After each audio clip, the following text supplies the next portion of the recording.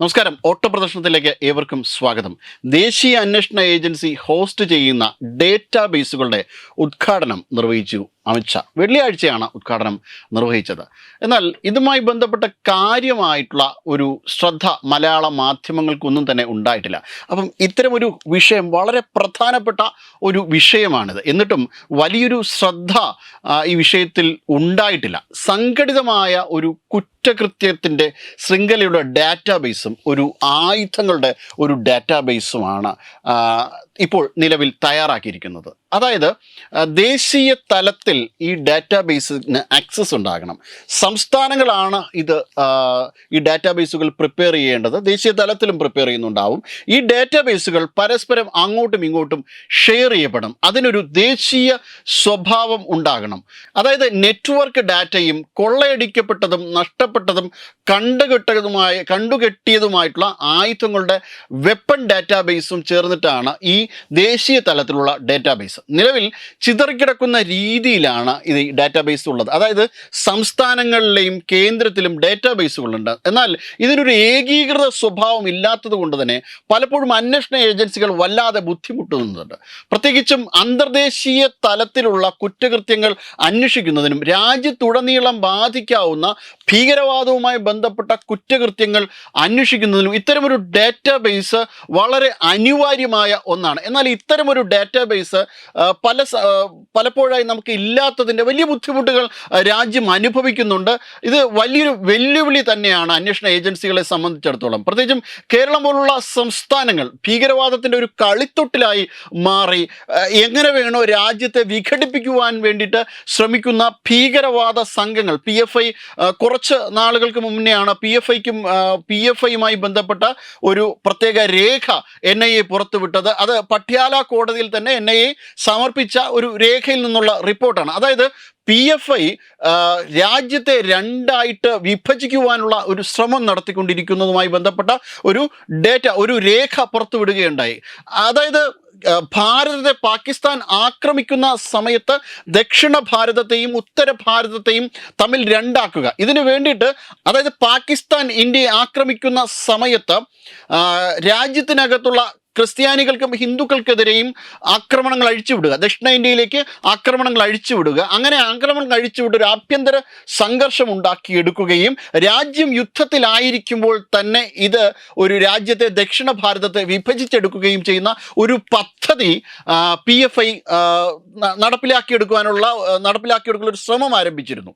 അതായത് ഇത്തരമുള്ള ഭീകരവാദ ദൗത്യങ്ങളുമായിട്ട് കേരളം ഉൾപ്പെടെയുള്ള സംസ്ഥാനങ്ങൾ പ്രവർത്തിക്കുന്ന ഭീകരവാദികൾ ശ്രമം നടത്തുന്ന ഒരു കാലത്ത്, ഇപ്പോഴും ഭീകരവാദികളുടെ സ്ലീപ്പർ സെല്ലുകൾ ഉള്ള സമയത്ത് ഏകീകൃതമായിട്ട് അവരുടെ ഡിജിറ്റൽ ഡാറ്റാബേസ് ഇത്തരം ഡിജിറ്റൽ രംഗത്തുള്ള ഭീകരവാദികളെ, വിദ്യാഭ്യാസമുള്ള ഭീകരവാദികളെ സൃഷ്ടിച്ചെടുക്കുന്ന സമയത്ത് ഏകീകൃതമായി ദേശത്തിന് മുഴുവൻ ആക്സസ് ചെയ്യാൻ പറ്റുന്ന, ദേശത്തിലെ അന്വേഷണ ഏജൻസികൾക്ക് മുഴുവൻ ആക്സസ് ചെയ്യാൻ പറ്റുന്ന തരത്തിലുള്ള ഒരു ഡാറ്റാബേസ് അനിവാര്യമായ ഒരു കാലമാണിത്.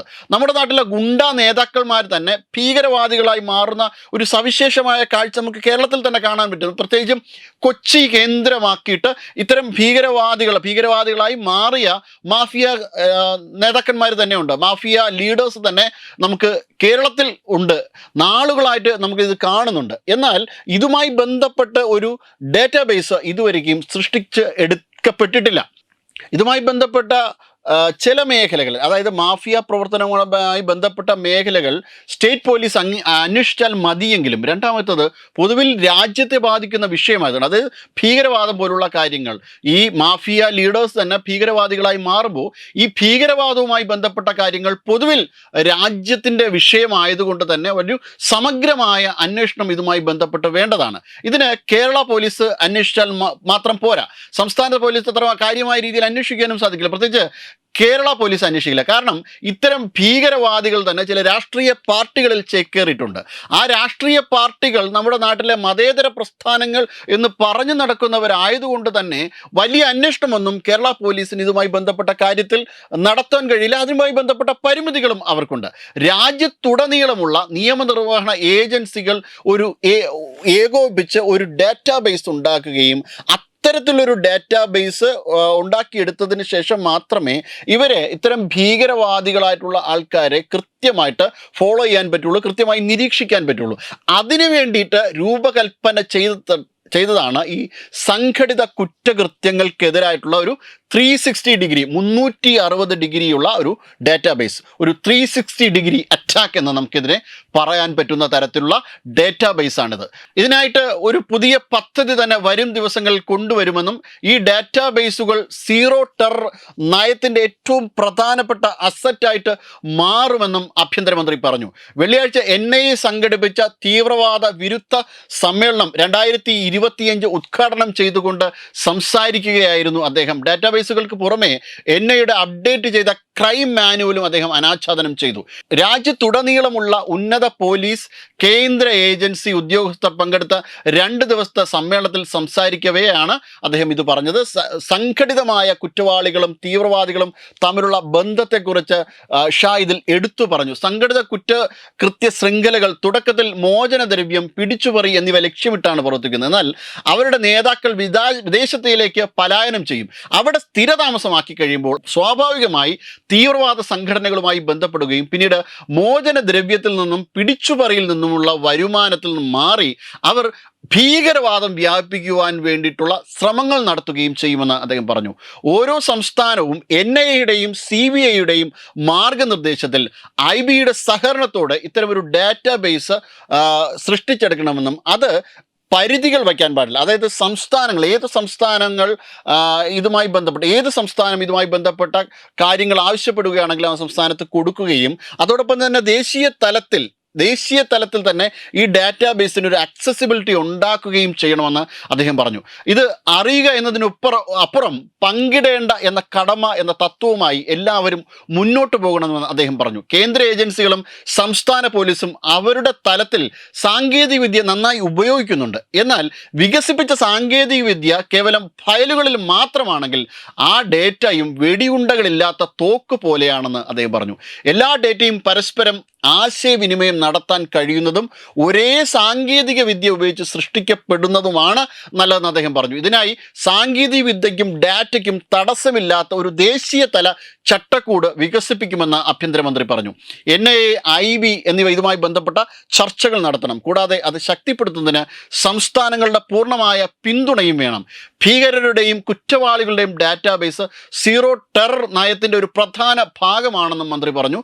പോലീസ് ഡയറക്ടർ ജനറൽമാർ ഈ ഡാറ്റാബേസ് ചട്ടക്കൂട് നടപ്പിലാക്കുന്നതിന് പ്രതിജ്ഞാബദ്ധമാണെന്നും സംഘടിത കുറ്റകൃത്യങ്ങൾക്കെതിരെ ഒരു 360 ഡിഗ്രി ആക്രമണം ആരംഭിക്കുന്നതുമായുള്ള ഒരു പദ്ധതി രാജ്യത്ത് കൊണ്ടുവരുമെന്നും അദ്ദേഹം പറഞ്ഞു.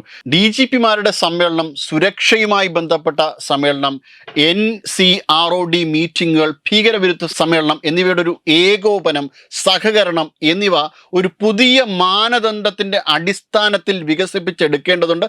അത്തരമൊരു രീതിയിൽ വികസിപ്പിച്ചെടുത്തിട്ടുണ്ട്. ഈ 4 തൂണുകളും നമുക്ക് ഒറ്റപ്പെട്ടതായിട്ടുള്ള രീതിയിൽ കാണാൻ കഴിയില്ല. അവയിലൂടെ ഒരു പൊതു ത്രെഡായിട്ട് ഒരു പൊതുവായിട്ടുള്ള ഒരു ഘടന ഇതിനു വേണ്ടിയിട്ട് രൂപപ്പെടുത്തണമെന്നും ആ ഘടന തീവ്രവാദ വിരുദ്ധ നയത്തിൻ്റെ അടിസ്ഥാനത്തിലായിരിക്കണമെന്നും അദ്ദേഹം നിഷ്കർഷിച്ചു. അത്തരത്തിൽ ഒരു ഘടനയുണ്ടെങ്കിൽ മാത്രമേ ഇനി വരുന്ന ഭീകരവാദ ആക്രമണങ്ങളെ ചെറുക്കുവാനായിട്ട് രാജ്യത്തിന് കഴിയുകയുള്ളൂ.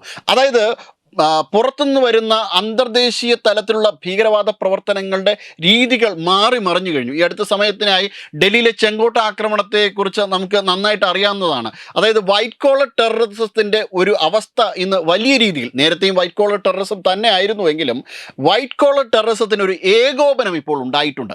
അതായത് ഇന്ത്യയിലുള്ള എല്ലാ ഭീകരവാദികളും ഒരു നെറ്റ്വർക്കിൻ്റെ അടിസ്ഥാനത്തിൽ, അല്ലെങ്കിൽ ലോകത്തിലുള്ള ഭീകരവാദികളെല്ലാം ഒരു നെറ്റ്വർക്കിൻ്റെ കീഴിൽ വരുന്ന ഒരു അവസ്ഥ ഇപ്പോഴുണ്ട്. അവരുടെ സ്ലീപ്പർ സെല്ലുകൾ സാങ്കേതികമായി പരിജ്ഞാനമുള്ളവരായിരിക്കണം എന്നുള്ള ഒരു നിഷ്കർഷ അവരിലുണ്ട്. അത്തരം സാങ്കേതികമായി പരിജ്ഞാനമുള്ള ആൾക്കാർ ഇത്തരം ഭീകരവാദ പ്രവർത്തനങ്ങളുടെ ഒരു ഏകോപനം നടപ്പിലാക്കി വരികയാണെന്നും ഇത്തരമൊരു ഭീകരവാദ നെറ്റ്വർക്കിനെ കണ്ടെത്തുന്നതിന് രാജ്യത്തുടനീളം വളരെ കൃത്യമായ ഒരു ഡാറ്റാബേസ് ഉണ്ടാകണമെന്നും ഇത് പരസ്പരം അങ്ങോട്ടും ഇങ്ങോട്ടും കൈമാറുന്ന ഒരു ഏകീകൃത സ്വഭാവമുള്ള ഒരു ഡാറ്റാബേസ് ആയിരിക്കണം, ഒരു സിംഗിൾ യൂണിറ്റിന് കീഴിൽ, ഒരു ദേശീയതയ്ക്ക് കീഴിൽ, ഒരു ദേശീയ അന്വേഷണ ഏജൻസികൾക്ക് കീഴിൽ ഈ ഡാറ്റാബേസുകൾ ഏകോപിപ്പിക്കപ്പെടണം എന്നതാണ് രാജ്യത്തിൻ്റെ ഇപ്പോൾ നിലനിൽക്കുന്ന ഏറ്റവും പ്രധാനപ്പെട്ട ആവശ്യമെന്നും അമിത്ഷാ ഊന്നി പറയുകയുണ്ടായി ഈ സമ്മേളനത്തിൽ. വെബ് ഡെസ്ക് തത്വമൈ ന്യൂസ്.